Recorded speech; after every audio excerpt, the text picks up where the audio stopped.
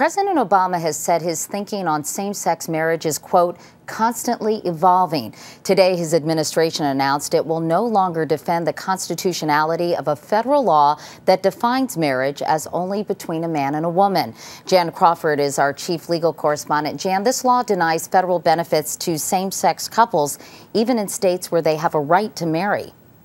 That's right, Katie, and the administration has defended this law for the past 2 years. But today, Attorney General Eric Holder told congressional leaders the administration has now concluded it is unconstitutional and should be struck down.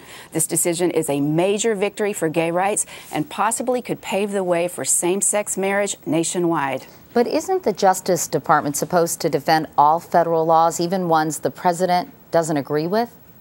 Yes, and that's what makes today's decision so extraordinary. This has only happened a handful of times in the nation's history, but the president can do this if he concludes a law is unconstitutional. But Katie, that hardly ever happens, and certainly not with a law that's been on the books nearly 15 years like this one. And Jan, why now?